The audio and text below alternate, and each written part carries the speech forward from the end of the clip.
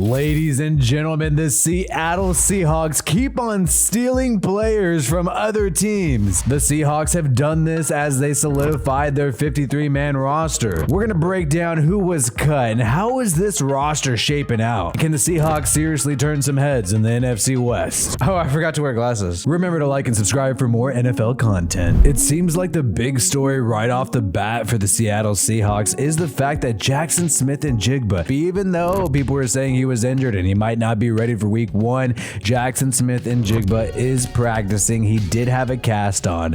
But if you're a Seahawks fan, you're going to be stoked to see this guy back. He's a first-round pick. You need him, especially considering the fact that Devin Witherspoon has still not played in a preseason game, and this guy is not healthy. The other first-round pick, the cornerback, selected by Seattle this year. So it looks like the monster receiving core of DK Metcalf, Tyler Lockett, and JSN is gonna happen week 1. The wide receiver position became more important as JSN was injured, and that is why there was so much hype around Jake Bobo, the freaking wide receiver who ran a 4.9 40-yard dash. This guy was undrafted. Nobody was expecting much from him, and in preseason he absolutely balled out for the Seattle Seahawks, racking up over 120 yards and 2 touchdowns. And that is why he is officially on the 53-man roster. He is the 4th wide receiver on the depth chart, and he got Field Yates of the NFL ESPN Fantasy saying that he's adding Bobo to his fantasy pool. This guy is becoming more of a sleeper fantasy prospect, especially if there's any injury to any wide receiver of the Seattle Seahawks. It's amazing to know you got an emergency plan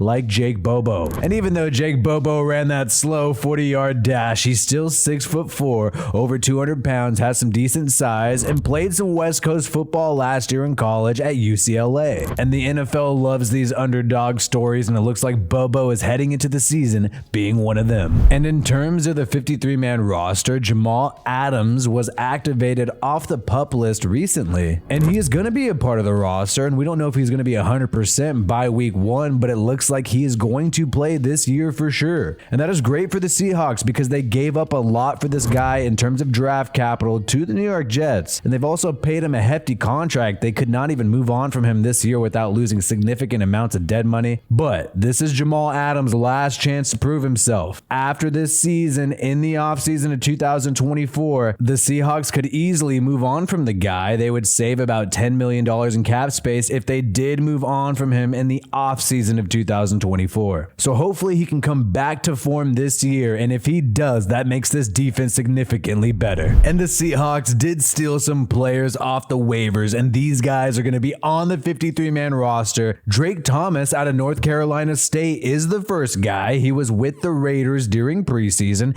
He actually led them in tackles, and Raiders fans love this guy. They wanted him to make the 53, but the Raiders cut him. They thought they'd be able to pluck him off the practice squad. Raiders head coach actually regretted cutting him and letting him hit the waivers, and then the Seahawks claimed Drake Thomas, and it seems like they got a great linebacker behind Bobby Wagner, behind Jordan Brooks. We'll get more into the 53-man roster and some of the linebacker problems for the Seahawks, but the Seahawks believe they found somebody that the Raiders slept on. And you also had the Seahawks claim another player off the waivers who was cut by the Baltimore Ravens. And this guy is actually the Baltimore Ravens' 5th-round draft pick just from last year. The cornerback out of Stanford, Blue Kelly, has been claimed by the Seahawks. The Seahawks released Artie Burns in order to make room for this guy on the roster. So unfortunately, the former Steeler Artie Burns is no longer going to be part of the Seahawks. But Blue Kelly is an interesting prospect. The Ravens believe they just had too much competition at the cornerback position. That is why they moved on from the guy. And this dude had tons of praise during the Senior Bowl. A lot of people liked him,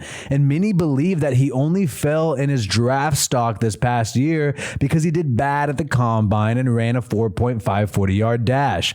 And based on Jake Bobo, we know those 40-yard dashes don't matter too much. But this guy played in all 3 preseason games. He seems healthy. And with some question marks around Devin Witherspoon, it's good to see the Seahawks target some cornerbacks. The Seahawks also made some practice squad signings today, grabbing Levi Bell. This dude led Seattle in preseason with pressures on the quarterback. And the Seahawks also added tight end Tyler Mabry to the practice squad as well. And speaking of linebacker, we know that's an area of concern for the Seahawks. Seahawks, they also added Patrick O'Connell to the practice squad, the UDFA from Montana, who was featured in this past preseason. And all of the cuts in the 53-man roster is available right now. The Seahawks, they let go of my guy, Holton Ahlers. I was hoping this dude would be the third quarterback on the roster. Has not been signed to the practice squad yet, but I could see that happening. We mentioned earlier that O'Connell and Mabry are on the practice squad. And the big news is burr-kirven was released by the Seahawks. We know he's played with them before. This guy was a good talent at linebacker, but has just battled through injuries. But Drew Lock did really well in this past preseason game, and who knows, could he turn out to be a steal for Seattle? They got him through the trade with the Denver Broncos for Russell Wilson. That would be absolutely hilarious if they gave up on Drew Lock, who was a second-round pick for the Denver Broncos, and he turns into something for Seattle. Good to see all the running backs healthy, too. We knew there were some problems there earlier this season, and many people believe that Cody Thompson could be headed to IR, so that would clear up a roster spot for the Seattle Seahawks. But I do think the front seven is significantly stronger compared to last year, especially with the addition of Draymond Jones, and Bobby Wagner is always going to make your front seven better. It's going to be Wagner and Brooks there at linebacker. Hopefully Wagner could be 100% the entire year, because I feel like they don't have much depth at interior linebacker unless you're really counting on Devin Bush. And in terms of cornerback, we know Tariq Woolen's a stud. We know Trey Brown has been rising. He had that amazing interception in preseason. And Devin Witherspoon, this guy needs to come back. The Seahawks put a lot of stock into him. And I think if injuries continue to plague Devin Witherspoon and the rest of this cornerback room for the Seahawks, it could end up being an average group rather than a great group, which I believe it can be. And in terms of safety, I think Julian Love and Jarek Reed are a great insurance policy for Jamal Adams, but ultimately you want Jamal Adams there. And if he is there, this is a great secondary in the NFC West, arguably the best. So in terms of offensive skilled positions, I think they have a great assortment. Keep in mind, DK Metcalf was kept out of the NFL top 100. And I think many people are doubting that this guy is a true number one. I like the guy. I think he's great. But I think the main issue with the Seahawks offense right now, if you're going to have a complaint about the skill position, is there's no one guy who you believe is completely dominant and everybody has to lose sleep over. They don't have that one guy, but they have a lot of great players who could make plays, and that might actually be better than just having one dominant guy where you know the offense is going to target him every single time. You have a good assortment of guys who are great. It's going to be hard for the defenses to keep up. And another big concern for the Seahawks is the offensive line, especially the tackles. Yes, we know Cross was the first-round pick last year.